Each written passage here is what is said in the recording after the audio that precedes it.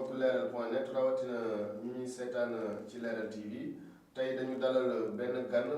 mi ngi wuyoo Aïda Mbengue Niane madame Aïda Mbengue Niane moom mooy major technique bu bloc opératoire central de l'hôpital Aristide Le Dantec moom la ñu dalal pour waxtaanal ci ay rumeur ay information yi nga xam ni fan yi ñoo koy remarqué ci Sénégal ci wàllu médecine bi. soxna si temps yi dañu dégg ni hôpital Aristide Le Dantec après panne appareil radiothérapie bi bu rëmmee woon réew mi léegi bloc opératoire bi moo am problème ba temps yëpp def leen seen ay intervention médicale am na ñu wax sax ni bon dafa am panne gaz pour anesthésie bi loolu moo am problème ci loolu tamit am na ñeneen ñu wax tamit ni bon hôpital bi gestion bi dafa am problème mu bor yu bare loolu moo gàllankoor mbir yi yëpp ba déteindre si panne boobu ñuy wax yow en tant que major technique bu bloc opératoire central bi yan réplique nga fas yéene def ci loolu. asalaamaaleykum maa ngi lay fay en ce qui concerne site bi li mu génne ñun démb avant ñuy wàcc ay 17h 18h. bi ñuy doogee pare intervention yi la ñu am information boobu bi ñuy am information bi juste mi ngi fekk ñu doogay terminer mais yaakaar naa ne information bi xaw ma fu mu jóge mais du information boo xamante ne lu nekk la parce que bloc bi 6 salles ñoo fa nekk 2 yi pour les urgences mais 4 salles yi dañoo fonctionner normalement parce que salle bu ci nekk yaakaar naa ne def na 4 malades te malade yépp amul benn malade boo xamante ne nekk na ci liste bi ñu programmé que malade bi dañ ko renvoyé ñu benn malade yi liy wane ne hôpital mi ngi fonctionner normalement bloc bi mi ngi fonctionner normalement malade yi même bu ñu leen programmé amuñu kit bi mooy médicament yi nga xam ne moom la ñu war a jënd pour ñëw ñu opérer ne dañuy def le tout pour jox leen garab yi pour jox leen kit bi pour mën leen a opérer rien que pour bañ di renvoyer parce que médecin yi opérer moo leen gënal ñàkk opérer fu mu nekk ni malade bi même su amul autorisation d'opérer bi nga xamante ne moo war a tax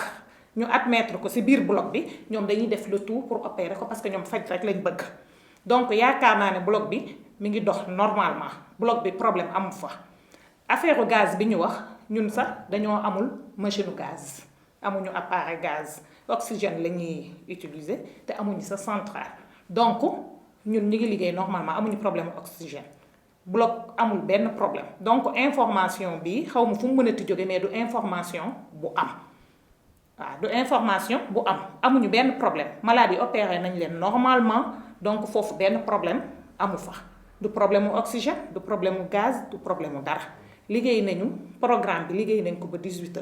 urgence yi dañuy continuer 24 heures sur 24 la. yan firnde ngeen mën apporter ñu wane ni vraiment yéen a ngi opérer normalement que information yooyu ngeen dégg c'est pas fondé yan firnde nga mën apporter. waaw firnde yi mi ngi fi parce que chaque semaine. dañuy def liste boo xamante ne malade yi ñuy opérer si la ñuy nekk liste boobu mi ngi fii ak man mais liste bi xam nga tamit malade yi mënoo di jël seen tur di ko tudd nii donc. parce que secret professionnel dafa am. yaakaar naa ne ñun ñu nekk personnel Dantec nekk major technique bloc opératoire nekk en même temps responsable syndicat defe naa ne loolu su amoon ñun duñu xaar ci biti di wax ci site yi donc ñun dinañ ko régler suñu bopp parce que hôpital Le Dantec am na 5 syndicats yu fa nekk dañu fa nekk ñëpp dañu am fulla am fayda te liy doxal hôpital bi toujours dañ ciy dox ci loolu rek la ñuy dox. donc loolu yaakaaroon naa ne. SUTSAS mi ngi fa. moo fa jiitu. synthèse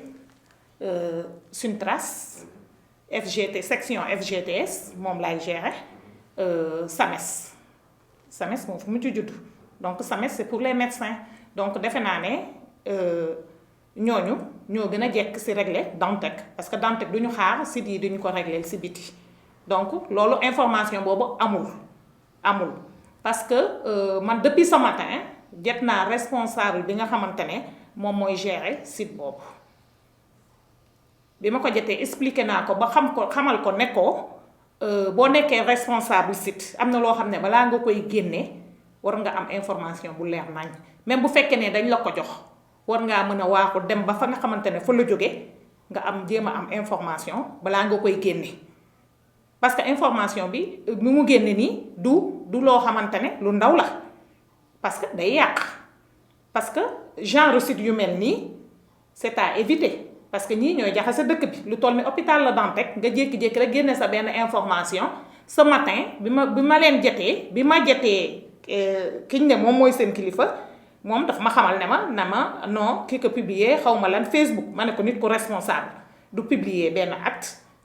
ñu woo ko mu naan ay daf ko gis Facebook wala fii wala faa mais donc dans ce cas ñun dinañ déposer plainte parce que nag dootuñu mayeeti kenn muy toog ba mu neex ko mu bind benn article am boo xamante ne concerné na Dantec dugal ko ci site yi nit ñi di ci nekk di wax gauche droite te mu nekk loo xamante ne dara amu ci kooku moom dootuñu ko permettre benn site